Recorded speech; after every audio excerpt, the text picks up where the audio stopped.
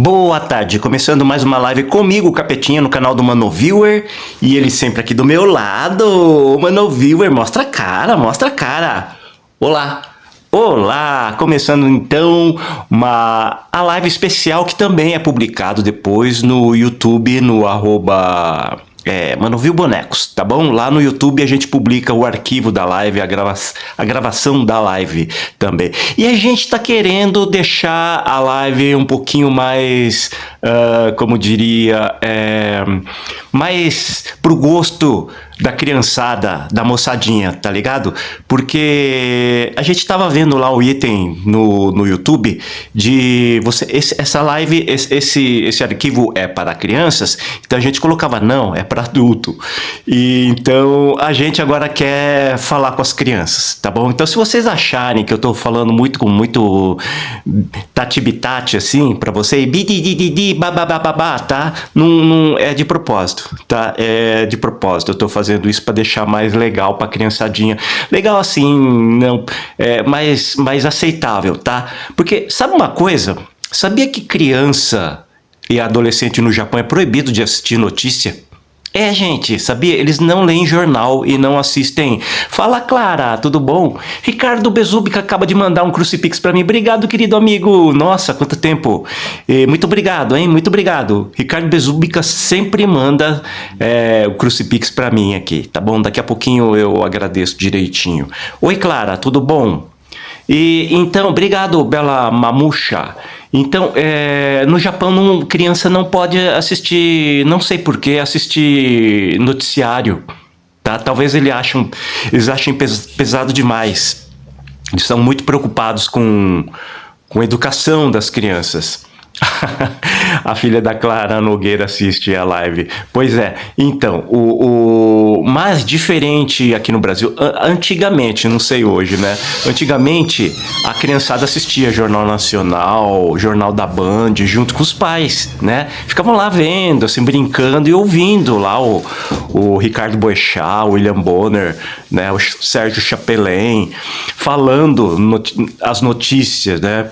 Explode bomba do atentado do IRA na Irlanda, em Londres, tal, não sei o quê. A criançada ouvia tudo aquilo, né? Preso o chacal terrorista que explodiu o avião na Escócia, tal, sabe? Era uma juventude muito atualizada antigamente. Hoje em dia, apesar da internet, a galera fica meio que sem saber o que está acontecendo. Então, eu acho que eu vou tentar resolver essas coisas assim. Então eu vou maneirar, no jeito que eu vou passar as informações aqui, tá bom? Então uma horinha de live, um pouquinho menos, até, sei lá, vou tentar hoje bater 40 minutos, tá bom? Vou fazer mais rápido. E aí é o que é para hoje, tá bom? Gente, quantas bebidas existem além da água? Tá? Doces, adocicadas, frias e quentes, alcoólicas ou não, lácteas ou não, tá? Eu tirei as sopas e caldos salgados que estão no grupo das refeições. Sucos, refrigerantes, café, chás, cerveja, vinho, os destilados bourbon, whisky, rum, cachaça, etc. E os iogurtes, milkshakes e achocolatados. Os Estados Unidos conseguem ser independentes com uma parte de suco de laranja da Flórida, que sempre fica doente com cancro cítrico, com essas doenças meio malucas assim. A Flórida não consegue produzir tanto suco de laranja ou laranja fruta para suprir o mercado de suco de laranja. Então o que eles têm que fazer? Eles têm que importar a laranja brasileira, o suco de laranja brasileiro. A mesma coisa com o cacau, né? O cacau ele é produzido pelo Brasil, Colômbia, Indonésia e um outro país da África, né? Não tem cacau e eu não sei se o México tem produção para vender para os Estados Unidos, né? Então, os Estados Unidos em si não tem produção, um agro do cacau, não tem um agro da laranja assim forte, né? Consistente. E o Brasil, um único estado, São Paulo, consegue produzir suco de laranja para o mercado interno e ainda exportar para os Estados Unidos, China e Europa, né? Só para vocês verem o quão boa é a produção de laranja do Brasil, né? E o café? Os Estados Unidos sem café, como é que fica? O café brasileiro é o que consegue vender para os Estados Unidos. Colômbia, Ásia e África, eles não têm uma produção consistente de café. O café pode até ser melhor que o Brasil, que o café brasileiro. Mas só o Brasil consegue, o agro brasileiro consegue entregar um café, uma produção sem parar de café, né? Então os Estados Unidos precisam, o Brasil tem. O Brasil mete põe no navio e manda lá para os Estados Unidos, né? Então isso se chama consistência no mercado. O agro brasileiro é extremamente consistente. Talvez seja porque o governo brasileiro seja um sócio que não ganha lucro do agro brasileiro, né? Mas isso é outra história. Bom, em resumo, os Estados Unidos dependem de uma cadeia produtiva internacional para manter seu modo de vida. Sem o café não tem Starbucks. Sem carne brasileira não tem Big Mac do McDonald's. Não tem o Whopper do Burger King. Sem cacau não tem Milkshake. Não tem Valrhona. Não tem Lindt. Não tem Tony's Chocolonely. Não tem Godiva. Não tem...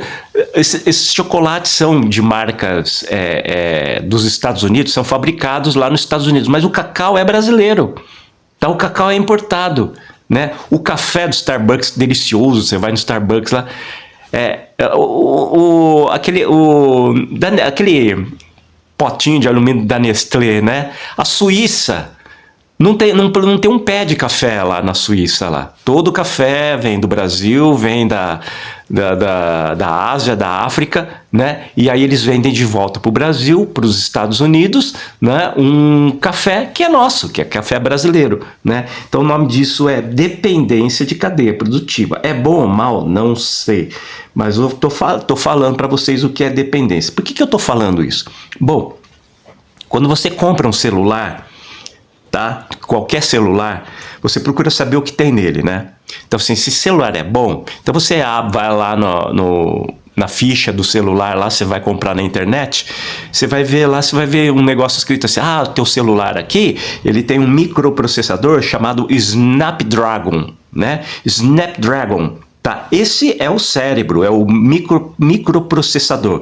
É o cérebro, como se diz, do celular. Sem ele não tem celular. Tá? Bom, um outro bom processador é o MediaTek, ou MediaTek. Esse é feito por Taiwan. O Taiwan é o melhor, se não um dos maiores fabricantes de microprocessadores do mundo. Tá bom? Muito bem. A Apple, quando você vai comprar um iPhone, ele tem lá o A-Series, né? O Série A. E aí mas em geral é o Snapdragon, tá? Aí você vai lá ver lá, meu celular aqui tem um Snapdragon. Você abre um Xiaomi, né? Um Poco, você vai ver lá, microprocessador Snapdragon, tá? Aí você fala, beleza, né? Então é bom, né? Se tem um Snapdragon, é bom, eu vou comprar esse celular. Muito bem, você fica muito satisfeito. Esse Snapdragon é o principal microprocessador da maioria dos celulares do mundo. Tá? Ele é produzido por uma empresa chamada Qualcomm, com 2 M's no final. Qualcomm. A Qualcomm, a sede dela é em San Diego, na Califórnia. Acontece que a Qualcomm pratica uma espécie de extorsão legal, uma fraude. Ela ganha dinheiro porque a lei dos Estados Unidos manda. Então, por isso que chama extorsão legal. Tá? A Qualcomm não fabrica nenhum microprocessador. O que ela ganha é royalty, é patente. Ela tem a patente dos microprocessadores Snapdragons. Tá? Então, quem fabrica? Taiwan. É fabricado em Taiwan. Se bobear, é a fábrica dessa MediaTek aí, entendeu? Que produz de um lado o MediaTek e do outro o Snapdragon. Tá? Então, a maioria dos celulares, inclusive chineses, eles têm um Snapdragon no microprocessador. Acontece que então aí é cobrado um royalty, né? E como que é cobrado? Na hora de calcular o preço do varejo do aparelho, né? Eles cobram o royalty da Qualcomm. tá? Mas daí, o design da tela, a forma, tudo, eles acabam tirando tudo que é produzido na área de celular, como passa lá nos Estados Unidos, eles acabam calculando um valor a mais para tirar esse royalty do microprocessador da Qualcomm, mesmo que não tenha um microprocessador da Qualcomm, tá? A China descobriu essa treta, esse golpe, tá? Que era feito não por licenciamento. Então você vai fabricar a Fox, como é que é? Foxconn fabrica o celular, o iPhone lá. Para poder fabricar o iPhone lá na China, em Shenzhen, eu acho, ela paga um royalty para a Apple. Tá? Ela paga paga o licenciamento para fabricar o iPhone. Tá? A Qualcomm não. A Qualcomm ela é uma cobrança automática, não quer nem saber. É celular, cobra a patente, tá? A China descobriu isso em 2015, se eu não me engano, e ela multou a Qualcomm em 975 milhões de dólares. Foi então que a Huawei e a Xiaomi começaram a fabricar os próprios microprocessadores. Acontece que até hoje ainda tem celulares que foram fabricados naquela época que ainda pagam a patente da Qualcomm, do Snapdragon. Então você vai lá no Magalu, você está comprando um celular de última geração? Não é. Ele foi produzido lá em 2015, 2016. E ele ainda tem o Snapdragon, tá? O microprocessador. Você vai lá, pode entrar agora lá no Mercado Livre, lá você vai ver Snapdragon num celular da Poco, da Oppo, você vai, principalmente Huawei e Xiaomi. Você vai ver lá o Snapdragon lá dentro lá, do celular. Ele está pagando, mesmo que não tenha um Snapdragon. Tá dizendo que tem, mas não tem, tá? Aí a Huawei e a Xiaomi agora estão fazendo, já estão pondo, né? E já estão vendendo. E aí o que aconteceu, né? Isso era um hackeamento digital, gente. Era feito automaticamente, tá? E aí o que está acontecendo? Assim, a China está ficando independente, né?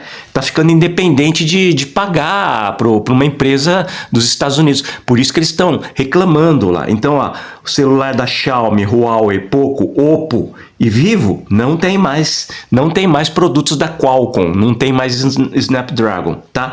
Qualcomm não quis dividir tecnologia e conhecimento, preferiu taxar a produção, se ferrou, tá? Sim, gente, tem empresa que taxa, né? Você vê, não é só governo que taxa não, tá?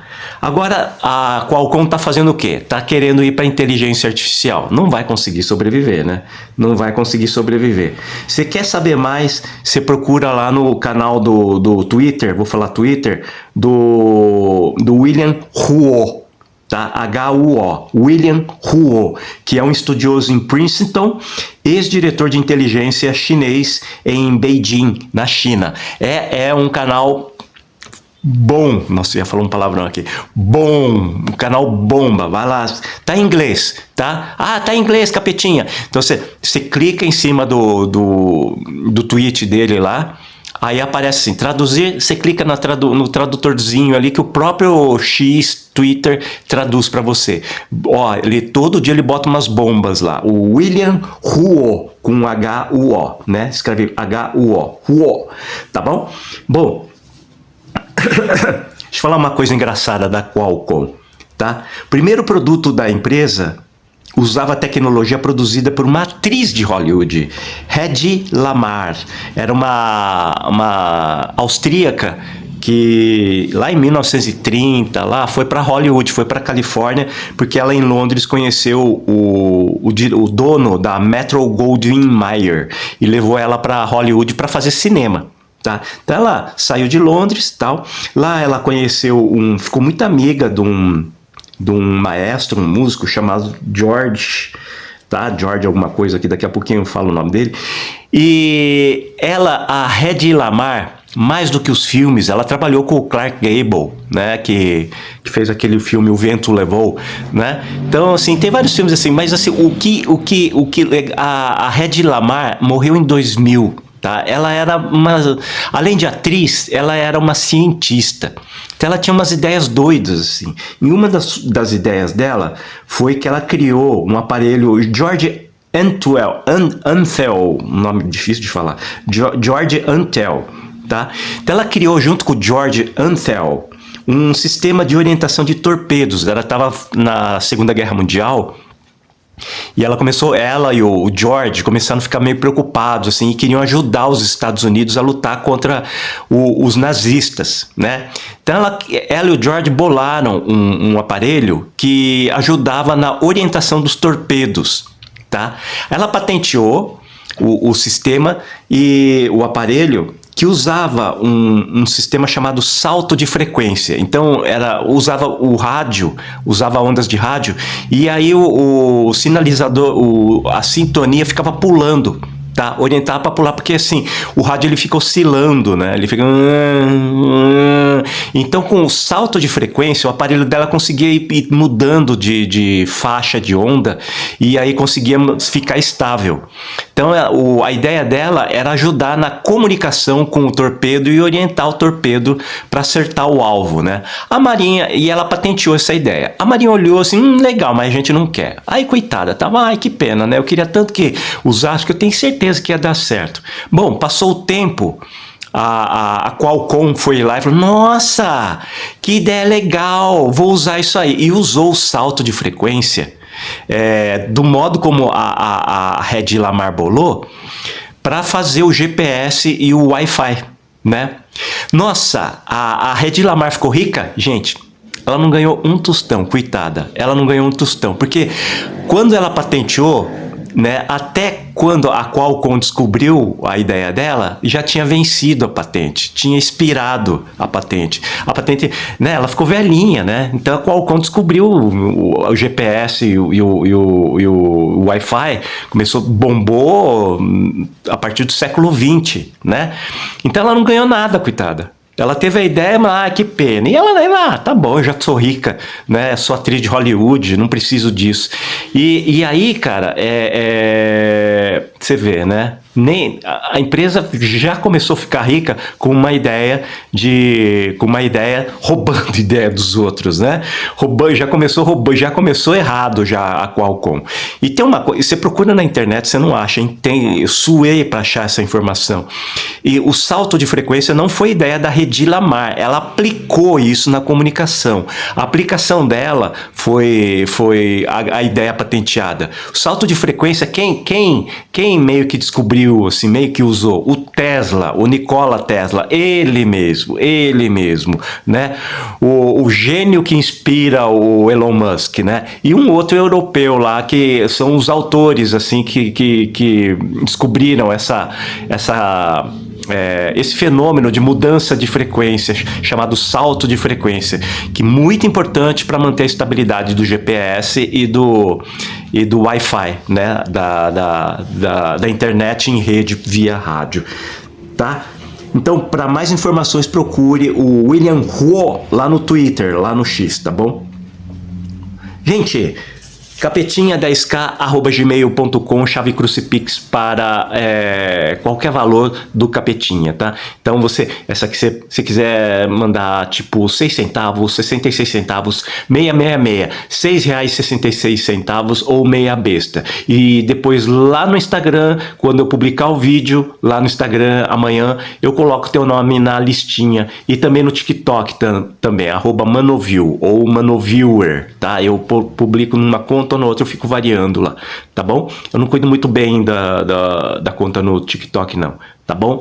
Então, capetinha10k@gmail.com, tá? É a chave crucifix para qualquer valor. Se você não quiser o teu nome, eu ponho só as iniciais. Então, para saber quando que eu ponho as iniciais, você coloca assim, R$6,01. Tá, põe um centavo isolado ali. Por exemplo, 61 centavos, tá? Tá junto com o 6. Quando eu ver o número 1, significa que eu não vou, que não é para pôr teu nome. Agora, se você pôr um real, aí eu não sei. Aí fica complicado para mim. Eu não sei assim se você quer. Teve gente que deu R$ 1. Aí eu fiquei, puxa vida, agora pensando, e eu coloquei o nome inteiro. Né? Não sei se. Então, coloca assim, R$ 1,01. Tá? Não é 61 reais, é 1 centavo isolado. Então, R$ 6,01. Então, aí você me ajuda a te ajudar, tá bom? Ou 61 centavos. Aí beleza, aí dá.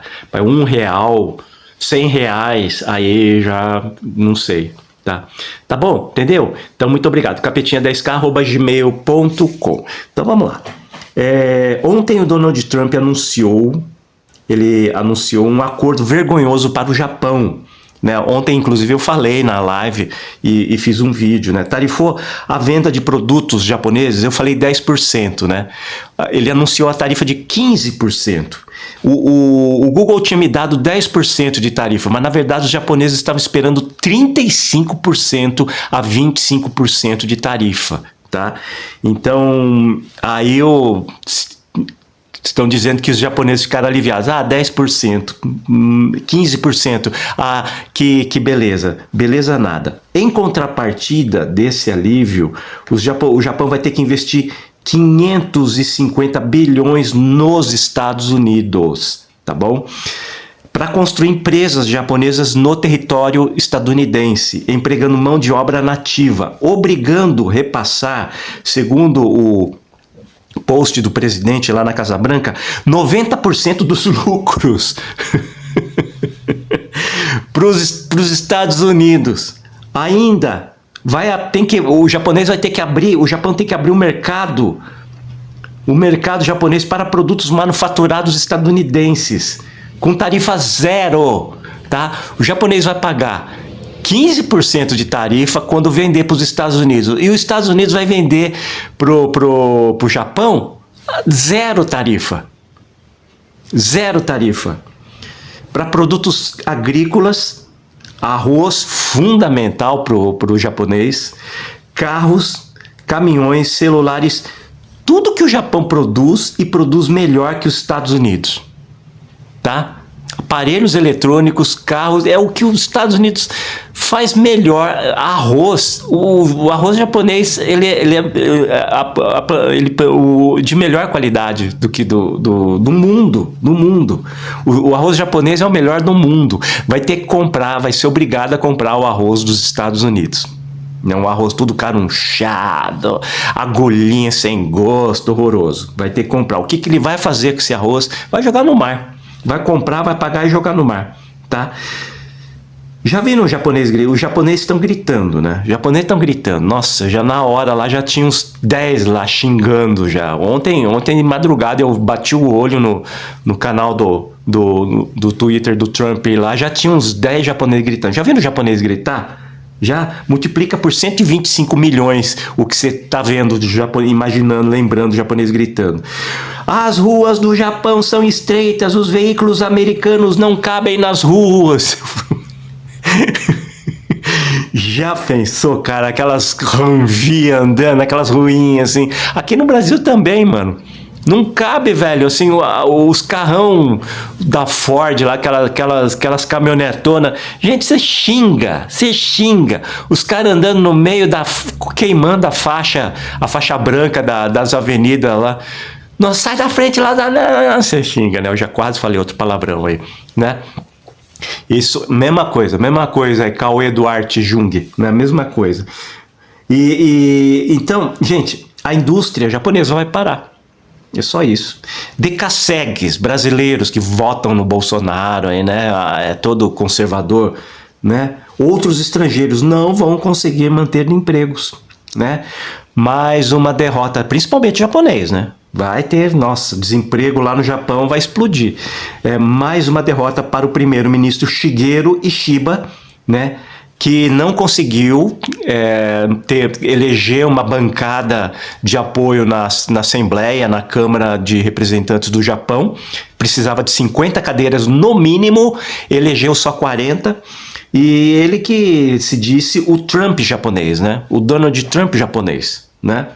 E ontem eu falei que o PDL, lá o partido do Shigeru Ishiba, de a maioria, todos os primeiros ministros lá eram um PSDB de sucesso lá no Japão, que eles eram ultranacionalistas. Então agora está aparecendo um outro partido ultranacionalista lá, verdadeiramente ultranacionalista, porque era meio moderadinho o PDL, né? Só a partir do Junichiro Koizumi, aí ele começou a ir naquele templo de Yasukuni, prestar honras, né? Acender incenso lá para os soldados que invadiram China, Coreia, países ali da Indonésia, né, do Índico ali, né, e aí o mundo, a Ásia toda protestando, né, pô, no Japão, para com isso, imperialismo japonês, né, pois está crescendo um partido de extrema direita lá, muito mais nacionalista, muito mais radical, muito mais xenofóbico, e esse sim quer expulsar o Decassegue, né? Esse sim que vai nas festinhas ali de brasileiro gaijin lá, né? No Japão, de brasileirinho lá, e buradiro, como eles falam lá, eles invadem esses caras aí e começam a arrumar briga. O buradiro faz churrasco, bebe biro, né? E fica ouvindo funk. Aí chega moto, chega caminhonetinha ali do nativo, arrumando encrenca lá, meu, fica arrumando briga lá e fica brigando com o brasileiro, o Decassegue, filho do Decassegue lá, entendeu? Então, Portugal, Estados Unidos e Japão tem com altos problemas de xenofobia, altos problemas. Brasileiro não fica cantando de bola não, que é bem aceito, não é não, tá? Falando em xenofobia, né? Mães de brasileiros que foram combater na guerra da Ucrânia em busca de dólares e defender a liberdade contra o comunismo da Rússia, né? E morreram na guerra lá, né? E segundo o jornal RT e o canal do Robson Farinazzo, não consegue reaver os corpos dos filhos, tá? Bom, o que acontece? As Forças Armadas ucranianas estão escondendo esses corpos, inclusive de soldados da própria Ucrânia. Para quê? Para não pagar a indenização. Mesmo assim, continuam os recrutamentos forçados e propaganda para brasileiros irem lá ajudar na guerra e ganhar altos soldos em dólares, tá? O golpe tá aí, cai quem quer. Eles não estão pagando. Tá? Isso aí tá rolando, estão avisando o mundo inteiro aí, e tá o que tem de mãe chorando, aparecendo, ai Lula, ajuda a trazer meu filho de volta e não sei o que, né, que o cara saiu xingando, né, tô saindo desse Brasil porque esse desgoverno, essa ditadura e não sei o que, né. Bom, falando em ditadura, eu não sei se vocês tiveram a mesma dúvida que eu, né? Para quem não sabe o que é a lei Magnitsky, né? Que toda a direita fica falando, a lei Magnitsky, que o Brasil está violando a lei Magnitsky, né? Bom, que esse povo inventa, né? Eu fui ver o que é essa lei Magnitsky, né? Durante o governo do presidente Barack Obama, ocorreu um incidente diplomático dos Estados Unidos com a Rússia. Uma empresa americana, vou dizer assim, foi acusada de fraude e sonegação fiscal lá na Rússia, tá? Nenhum estadunidense e americano foi preso. O único preso foi um advogado russo da empresa chamada Hermitage, chamado Sergei Magnitsky. Tá? Por sua vez, o advogado acusou autoridades russas de roubarem 320 milhões de dólares. Tá? Após mais de um ano ele ficou preso lá, o Sergei Magnitsky morreu na cadeia. Tá? Ele faleceu. Segundo o laudo da polícia russa lá, diz que ele teve falência no pâncreas. Tá? E os Estados Unidos que não, ele o corpo dele estava com um monte de pancadaria. Bom, não sei. O presidente, eu não sei, gente, eu não estava lá, eu não vi.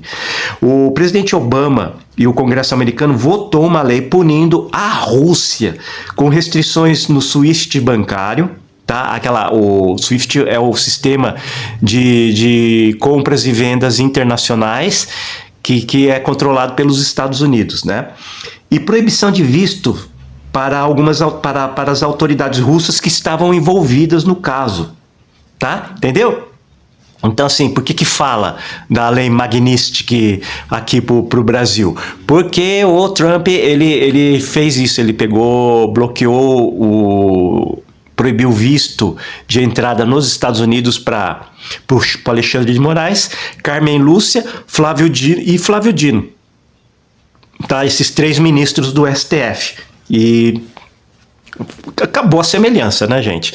Bolsonaro não está preso ainda, e ele não morreu, ele está acusando do Brasil ser uma ditadura, e tem nada a ver, não tem nenhum americano tomando prejuízo nessa história, né, diretamente, né. Tipo, tem alguma empresa chamada Bolsonaro que, com investimento dos Estados Unidos, tem nada a ver, tem nadinha a ver. Não tem, os Estados Unidos não tem interesse nenhum na questão do Bolsonaro, nada, a não ser, é o meu amigo, a não ser isso, né? O Donald Trump falar isso aí, ele é meu amigo, não deixou o Eduardo Bolsonaro entrar na posse, não foi lá jogar golfe lá em Mar-a-Lago, na mansão dele lá na Flórida, né? Não sei. Tá? Bom, falando em Trump, o Wall Street Journal publicou que o departamento... Wall Street Journal, hein? Não é qualquer jornal, não. Publicou que o Departamento de Justiça disse que o nome do Donald Trump deve estar na lista do Jeffrey Epstein. Tá? O que significa que ele é um pedão. É um velho pegador de criança. Tá bom? Gente, meninos, meninas, crianças, vocês não escutaram isso. Gente, estão falando que o Brasil virou uma ditadura, tá? Agora presta atenção. Sabe o que é ditadura? A nova diretora da CIA, sabe o que é CIA? Serviço Secreto dos Estados Unidos, tá bom, bebê? O Tulsi Gabbard é o nome da mulher. Ela falou numa coletiva agora há pouco que há uma conspiração contra o presidente Trump por causa dessa notícia aí do Wall Street Journal, né? Que ele é pedão, tá bom? Claro que tem, né? Claro que tem uma conspiração, claro que tem, né? Tulsi Gabbard, claro que tem. E sabe quem são? Todos que estão perdendo dinheiro com as tarifas do Trump. O que o neoliberal fala sobre tarifa, imposto do IOF e depois vai lá dar beijinho pro Donald Trump, hein? Por que eles estão calados com essa 50% de tarifa pro Brasil, hein? E os 15% pro Japão? Hein? Vai quebrar o Japão, né? 900 bilhões de dólares, 500 bilhões de dólares que o Japão vai ter que gastar lá nos Estados Unidos, hein? Ai, rapaz, né? Então, e ninguém fala, né? Claro que esse povo quer contribuir com a campanha de impeachment do Donald Trump, né? O que a CIA vai fazer com essas pessoas, hein? Esse pessoal que quer o impeachment, que tomou um prejuízo com as tarifas, hein? Gente que... O dono do Starbucks lá nos Estados Unidos, o McDonald's, o Burger King, né? Que devem estar falando assim, que eu quero fazer assim com o Trump, né? Hein? O que eles devem estar pensando? O que a CIA vai fazer, hein? Bom... Aí, gente, sobre o patrocínio do Crucifix que vocês enviaram, capetinha10k@gmail.com, de qualquer valor, tá? Qualquer valor que você quiser mandar para aqui, ó, para a chave Pix do capetinha10k@gmail.com. Vamos falar se o Trump pode resgatar o Bolsonaro, mandar aqui uma equipe de SEALs, operação OP, né, operações especiais da CIA, assim, chega, arma, aquele óculos de visão noturna, assim, fica vendo tudo verdinho, assim, chega lá na casa do Bolsonaro, Mr. President Bolsonaro, are you the Jair Bolsonaro, mister? Assim, sim, eu sou o Jair Bolsonaro. Então, catava o Bolsonaro, se carregava, jogava ele num helicóptero Black Hawk, decolava, pousava no aeroporto, metia ele num Boeing lá e levava ele para os Estados Unidos. Gente, nós vamos deixar isso acontecer? O Brasil vai deixar, as nossas forças armadas vão deixar acontecer essa violação de soberania? Eu acho que deve. Não só deixar, deve deixar. É obrigado deixar, tá? Porque eu sou da lei assim. Pegou, tem que cuidar. Você tá na rua, pega lá o doguinho, pega lá o gatinho, tá? O gatinho laranjinha, o doguinho caramelo, você vai ter que cuidar, vai ter que levar no veterinário, pagar ração, dar banho. Ah, o Lula trouxe a primeira-dama do Peru. A primeira-dama do Peru. Essa eu fui ver também. Eu fui ver o que era a Lei Magnistic e depois fui ver quem que é. Quem que é essa mulher aí da primeira-dama do Peru? Nadine Heredia, uma fofa, gente. Uma fofa. Tá? Está no Brasil para tratar de um câncer. Ela pediu pro Bolsonaro, Senhor Presidente Jair Messias Bolsonaro, eu me puedo tratar mi câncer en el Albert Einstein, en el sírio-libanês, né? Pediu e o Bolsonaro negou. Então, assim, foi uma ajuda humanitária, tá? O Lula foi lá no Peru, estava em visita lá no Peru, aí a Nadine Heredia falou assim, entrou com pedido de asilo político humanitário, tá? Entrou com pedido de asilo político humanitário. O governo do Peru deixou ela sair, gente. Ela não fugiu, não foi. O governo deu o visto de saída dela, permitiu a saída dela. Ela está condenada pela Lava Jato peruana. Uma condenação fajutaça, uma condenação tipo apartamento do duplex do Guarujá e sítio de Atibaia, né? Capetinha, não, o Lula é dono do sítio de Atibaia, do duplex. Gente, procura em qualquer, no Globo, na Veja, na Gazeta do Povo, escritura do Luiz Inácio Lula da Silva, Marisa Silva, donos de um sítio na cidade de Atibaia, um duplex, um apartamento, uma kitnet, um carrinho de cachorro-quente, um latão de mate gelado no Guarujá. Vai lá, procure, quando achar, me manda aqui no canal do Manoviewer, ou lá no YouTube, @ManovilBonecos lá. Manda, por favor, pelo amor de Deus, eu tô procurando, me esclareça, me traga essa luz. Não tem, gente, não tem. Sem escritura você não é dono de nada, tá? Eu posso falar aqui assim, que eu sou dono da Xiaomi, aí eu vou ser preso, porque a Xiaomi fez uma fraude, né? Eu sou dono da Blackwater, lá nos Estados Unidos, lá. Eu posso falar, gente. Se o juiz que me condena for Sérgio Moro, ele me prende na cadeia, porque o maluco das ideias. Então, essa é a Lava Jato do Peru, tá? Acusaram a Nadine de ganhar dinheiro do Hugo Chávez, lá da Venezuela, o presidente da Venezuela. Aí foram lá ver na conta bancária dela, não tinha, gente. Cadê o depósito do governo da Venezuela lá?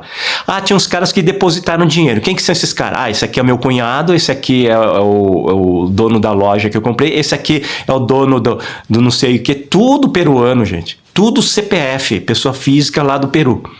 Foram lá atrás dos caras, os caras estão soltos. Nenhum é agente da Venezuela. Os caras estão soltos. Onde você viu isso aí, capetinha? Gente, nossa, outra suadeira também. Outra suadeira. Tive que procurar, tive que em inglês, espanhol, saiu uma notinha, assim, tudo um monte de informaçãozinha. Juntei por quê? Por que eu não consigo informação? Porque tá tudo em sigilo. A Lava Jato peruana foi lá, estourou a conta lá abriu a conta do Ollanta Humala, o ex-presidente do Peru. Quanto que tem na conta dele? Vamos dizer, quanto que ele ganhou aí da Odebrecht aí, que pagou as propinas? Aí a Lava Jato falou assim, é segredo, não pode mostrar. Mostra aí, igual a lista do Jeffrey Epstein lá, né? Mostra aí, vê, quero saber se o nome do Hugo Chávez está aí nessa lista do Jeffrey Epstein aí. Não pode, é segredo. Por que é segredo? Porque tem o nome do Donald Trump. Não, é segredo. Não, é segredo, não pode falar. Entendeu? Então assim, o saldo a gente não sabe quanto que ganhou, quanto que tinha lá na conta da Nadine Heredia, o Malá, e do marido dela, o Ollanta Humala. Que a Lava Jato peruana, ela fala assim, é segredo de justiça. E sabe qual que foi a outra acusação da Nadine Heredia? Falava demais no Twitter. Ela comentava demais. Entendeu? Então assim, aí sim a gente entendeu por que condenaram a mulher a 15 anos de prisão. Por quê? Porque falava demais, gente. Liberdade de expressão. Isso Isso a Globo não fala, né? Isso não aparece no Twitter, né? Fala assim, só mandou o avião da FAB trazer a primeira-dama do Peru. Quem que é? Aí você vai ver, a mulher tinha câncer, a mulher foi acusada injustamente, a mulher não tem um centavo de dinheiro de propina. A Lava Jato falava assim, ela ganhou dinheiro a propina era da Odebrecht. A Lava Jato diz que o dinheiro que ela ganhou foi do Hugo Chávez. O Hugo Chávez é dono da Odebrecht. Olha a bagunça que esses peruanos fizeram. Olha assim, o peruano entrou assim no potinho da ração do Peru e ficou pulando em cima, voou ração para todo lado, né? Assim, meteram a Odebrecht com Venezuela, Hugo Chávez, e aí assim, o que o Hugo Chávez deu dinheiro para ela? Para a Nadine Heredia escrever artigos para jornal. Aí cadê os artigos? Não tem nenhum artigo. Não, uma coisa bem Sérgio Moro Deltan Dallagnol. Mas você recebeu dinheiro. Aí, não tem artigo, mas você recebeu dinheiro. Assim, tá, mas então cadê o dinheiro? Não vamos mostrar. Você recebeu, tá? Me mostra o dinheiro. Não vou mostrar. Cara. É assim. Gente, vou encerrar a live aqui. Muito obrigado a vocês que compareceram.